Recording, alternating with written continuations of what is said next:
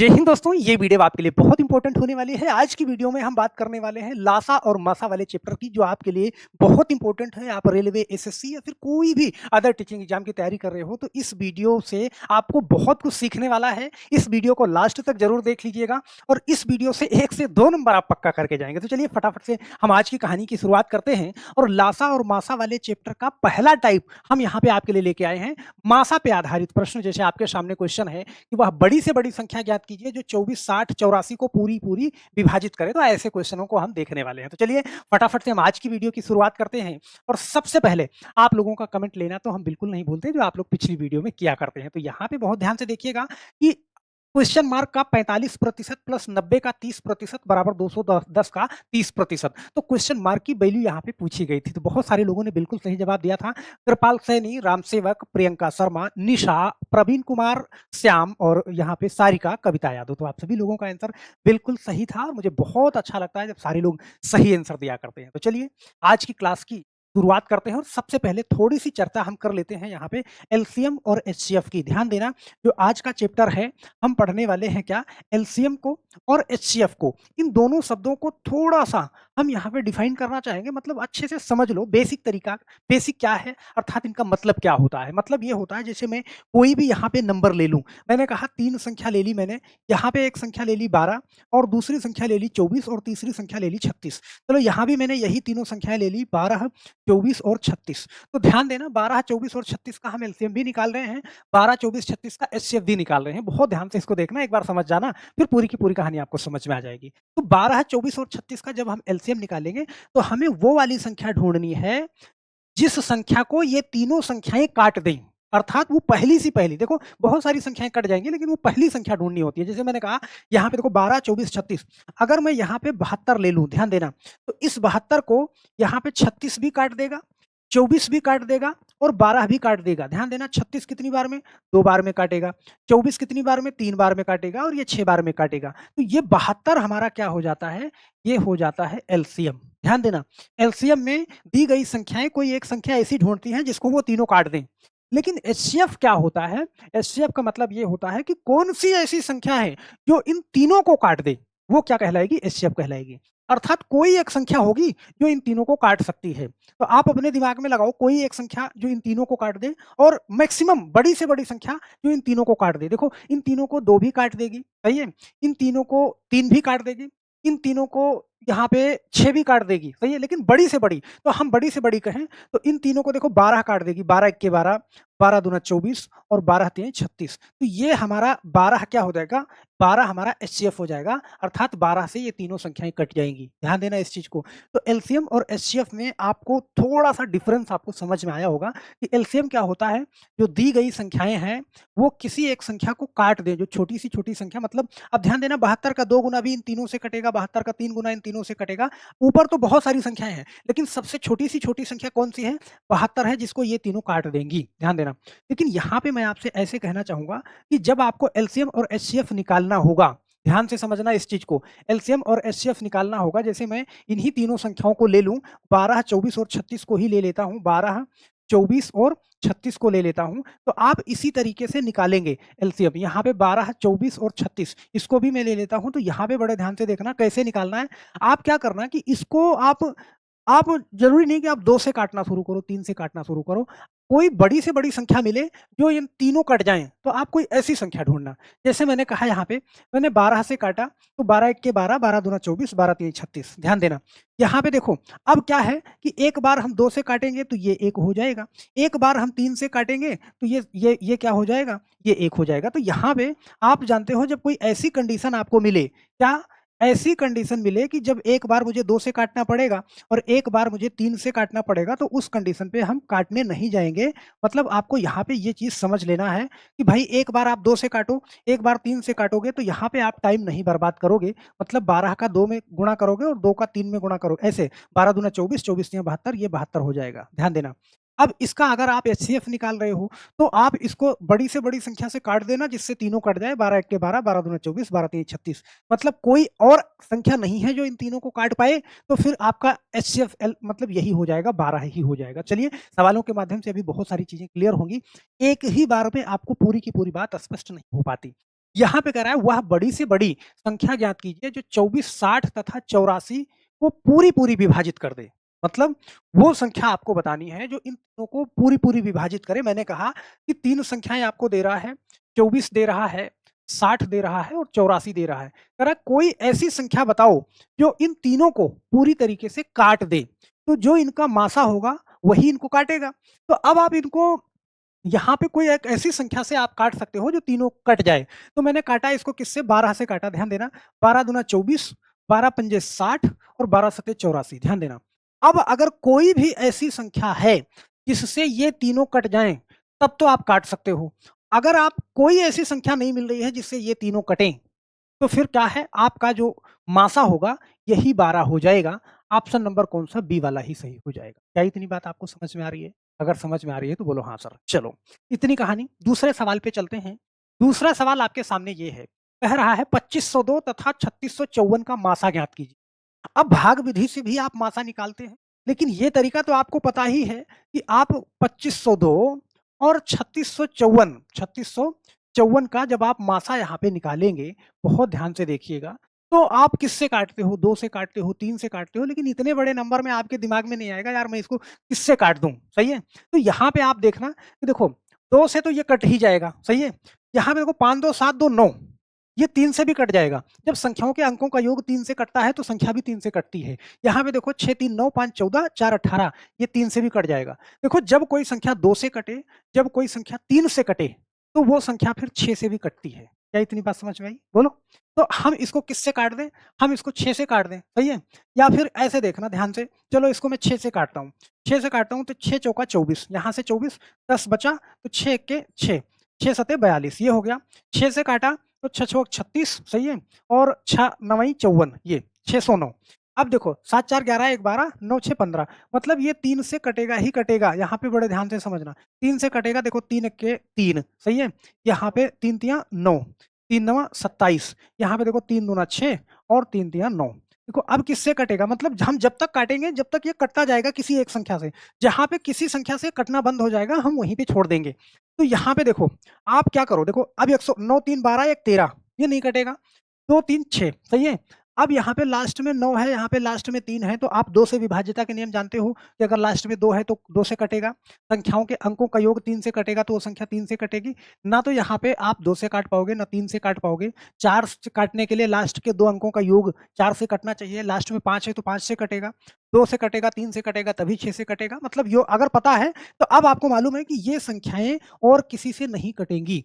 तो जहाँ पे मतलब मासा में क्या करना है कि जब तक तीनों अंक कटेंगे या दोनों अंक कटेंगे तब तक काटना है, जब ना कटे तो फिर नहीं काटना है।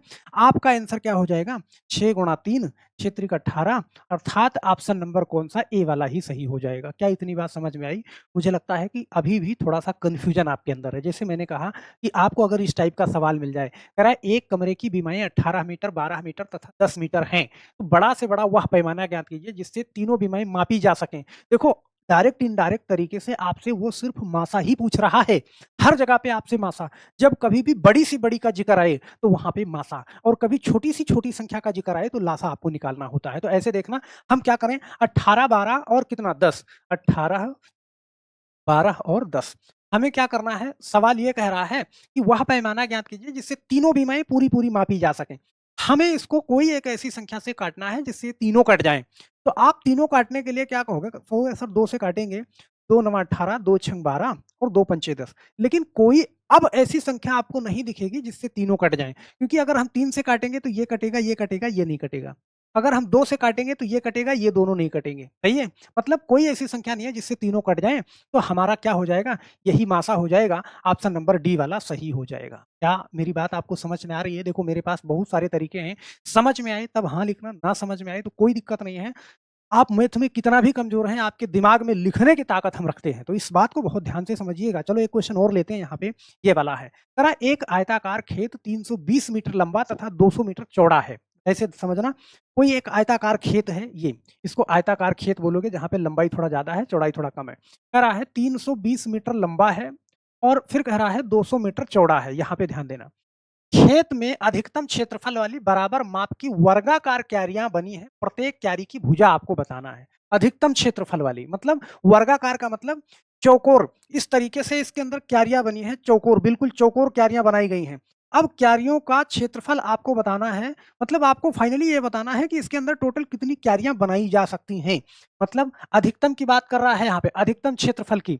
अधिकतम का नाम कहीं भी आए तो आपको मासा ही निकालना है, मतलब कि आपको 320 और 200 का क्या निकालना है, मासा निकालना है। मासा निकालने के लिए मैंने आपको बताया कि यहाँ से आप उस संख्या से काटोगे जिससे ये दोनों कट जाएँ। तो हम देखो पहले 10 से काट देते हैं, तो ये कितना हो जाएगा, 32 हो जाएगा भाई, 1 0 1 खत्म। ये कितना हो जाएगा, 20 हो जाएगा। अभी किससे काटोगे कि दोनों कट जाए, तो आप कहोगे सर ये 2 से भी कट जाएगा और 4 से भी कट जाएगा। देखो 4 से मैं काटता हूँ तो 4 अठे 32 और 4 पंजे 20, ये हो गया। अब यहाँ पे आप देख पाओगे कि अब कोई भी ऐसी संख्या नहीं है जिससे दोनों कट पाए, 8 भी और 5 भी, कोई भी ऐसी संख्या नहीं है। तो आपका आंसर क्या हो जाएगा, 10 गुणा 4, मतलब इन्हीं दोनों आपस में गुणा कर दो, 10 चौका 40। ऑप्शन नंबर सी वाला आपका क्या हो जाएगा, सही हो जाएगा। तो क्या इतनी बात आप समझ पा रहे हैं? चलो एक क्वेश्चन और लेते हैं, मुझे लगता है कि यहाँ पे आपको कोई दिक्कत नहीं होगी।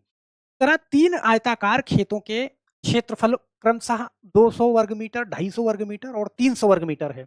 तीनों खेतों में बराबर क्षेत्रफल की क्यारियां बनाई गई हैं, ऐसे समझना, सही है?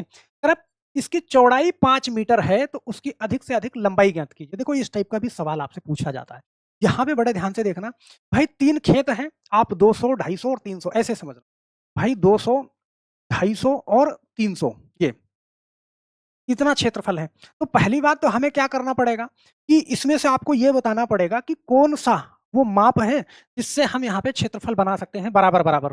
तो आप इसका क्या कर सकते हो, देखो आप ऐसी संख्या से इनको काटो जिससे तीनों कट जाए। तो अगर हमारे दिमाग में है कि मैं क्या 50 से इनको सबको काट सकता हूँ, तो 50 से 4 बार में, 50 से 5 बार में और 50 से 6 बार में मैं सबको काट सकता हूँ। क्या ये बात समझ में आई? बोलो। तो अगर सबको आप 50 से काट सकते हो, अब यहाँ पे आप देखोगे कोई भी ऐसी संख्या नहीं है जिससे मैं इन तीनों को काट दूँ। अगर मैं 2 से काटता हूँ तो ये कटेगा, ये नहीं कटेगा। 3 से काटता हूँ तो सिर्फ़ ये कटेगा, 4 से काटता हूँ तो सिर्फ़ ये कटेगा, 5 से काटता हूँ मतलब कि ये तीनों अब किसी से नहीं कटेंगे। ध्यान देना तीनों, तीनों जब तक काट अगर मासा निकाल रहे हो तो फिर तीनों कटने चाहिए, ये चीज़ आपके दिमाग में होनी चाहिए। तो यही 50 वो माप है, ध्यान देना, इसका मासा क्या है, 50 है। यही 50 वो माप है जिससे तीनों को हम माप सकते हैं, सही है?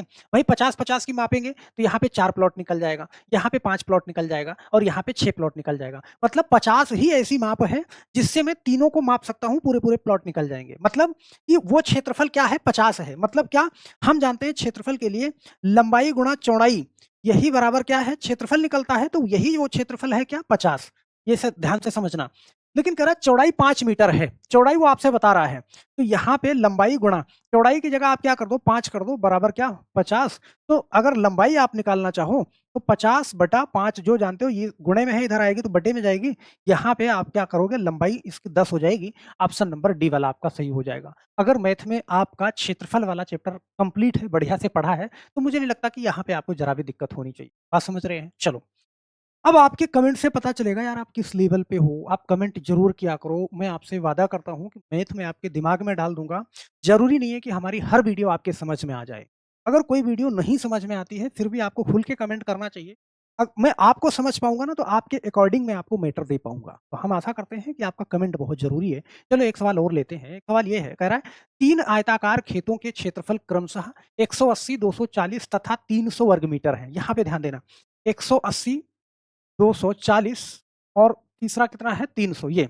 अब इसमें से कोई ऐसी माप आपको निकालनी है जिससे तीनों को मापा जा सके। तीनों को मापने का मतलब ये है कि अगर इसमें से प्लाट निकालने हैं तो बराबर-बराबर तीनों के निकल सकें, कह रहा है। और यहाँ पे कह रहा है कि तीनों खेतों में बराबर क्षेत्रफल की क्यारियाँ बनाई गई हैं, बराबर-बराबर क्षेत्रफल की।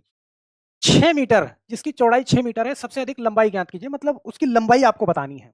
भाई तीनों का तो पहले हम मापेंगे, मासा निकालेंगे। मासा आप निकालो, यहाँ पे इसका मासा निकालोगे, तो देखना कोई एक ऐसा, मतलब आपके दिमाग में जो आए, देखो हमारे दिमाग में आएगा तो मैं एक साथ में काट दूँगा। आपके दिमाग में आए, आप उसी से काटो। चलो मैं ऐसे करता हूँ, देखो 10 से तो कट जाएगा, लास्ट में 0, लास्ट में 0, लास्ट में 0। 10 से तो सारे के सारे कट जाएँगे। 10 से कटने के बाद ये 6 से भी कट जाएगा। तो हम क्या करें कि 10 गुणा 6, हम डायरेक्ट 60 से अगर काट देते हैं इसको, 60 से, तो देखना 60 से काटोगे कितना, 3 बार में कटेगा, 60 का 3 से गुणा करोगे 180, 60 का 4 बार में कटेगा, 60 का 5 बार में कटेगा। यहाँ पे ध्यान देना 60 से। तो अब ये 3, 4, 5 बचा, कोई भी ऐसी संख्या नहीं है जो 3, 4, 5 को काट दे, ध्यान से समझना। इसका मतलब इसका मासा क्या हो जाएगा, ये 60 हो जाएगा। मतलब कि 60 जो क्षेत्रफल है, वो तीनों को नाप देगा। भई 60-60 के 3 प्लॉट यहाँ बन जाएँगे, 4 यहाँ बन जाएँगे, 60-60 के 5 यहाँ बन जाएँगे। मतलब कि व जो क्षेत्रफल है ये 60 है। इसका मतलब ये है कि लंबाई, ध्यान से समझना, लंबाई गुणा चौड़ाई, यही क्या होता है? क्षेत्रफल होता है। तो लंबाई गुणा चौड़ाई क्या है? यहाँ पे 60 है, मतलब यही वो क्षेत्रफल है जिससे तीनों मापे जा सकते हैं। लेकिन यहाँ पे आपसे चौड़ाई बता रहा है कितना, 6 मीटर की, गुणा लंबाई। आप जानते हो बराबर यहाँ पे 60, तो लंबाई निकालोगे तो देखो ये 6 इधर गुणे में है, उधर भेजोगे तो बटे में जाएगा, 60/6। यहाँ पे लंबाई क्या निकल के आ जाएगी?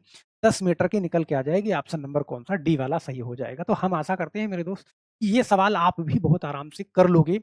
मासा कितने तरीके से पूछता है, डायरेक्ट इनडायरेक्ट, मैंने सारे के सारे टाइप के सवाल आपके सामने लिए हैं, ध्यान देना। आप मेरे एक सवाल का जवाब ज़रूर देके जाइएगा, पूरी वीडियो आपने आसानी से देखी तो इसका जवाब नीचे कमेंट बॉक्स में आप ज़रूर दीजिएगा। अपने नाम के साथ में और आंसर भी दीजिएगा। अगली वीडियो में आपका नाम और कमेंट आपके सामने होगा। सवाल क्या है? कह रहा 3 खेतों के क्षेत्रफल क्रमशः 210, 280 और 350 वर्ग मीटर हैं। प्रत्येक खेत में 7 मीटर चौड़ी क्यारियाँ बनाई गई हैं। अधिकतम लंबाई ज्ञात कीजिए। तो बहुत आराम से इसी पैटर्न पे पीछे के मैंने 2 सवाल कराए। मुझे नहीं लगता कि इस सवाल को करने में आपको ज़रा भी दिक्कत आएगी। बहुत प्यार से आप इसका जवाब दे सकते हैं। तो मेरे दोस्त, आप कमेंट ज़रूर करिएगा। जाते-जाते वीडियो को लाइक करना बिल्कुल नहीं भूलिएगा। चाहिए? आप अपने मन की बात ज़रूर लिखिएगा, क्योंकि पहला वीडियो है आसा-मासा का, तो पूरी कहानी मैं आपके दिमाग में छाप दूँगा। और वीडियो के डिस्क्रिप्शन बॉक्स में टेलीग्राम चैनल का लिंक मिल जाएगा, वहाँ से जाके जुड़ जाइएगा। दोनों चैनल पे जो कुछ भी मैथ और रीज़निंग में करवा रहा हूँ, सारे के सारे पीडीएफ और सारे वीडियो वहाँ पे शेयर किए जाते हैं। तो हमें आशा है कि आप उस चैनल से ज़रूर जुड़ेंगे और सारी जानकारियों से अपग्रेड रहेंगे। तो बस मेरे दोस्त, आज के लिए सिर्फ इतना। फिर मिलते हैं हम नेक्स्ट वीडियो में, तब तक के लिए आप सभी लोगों का बहुत-बहुत धन्यवाद। जय हिंद।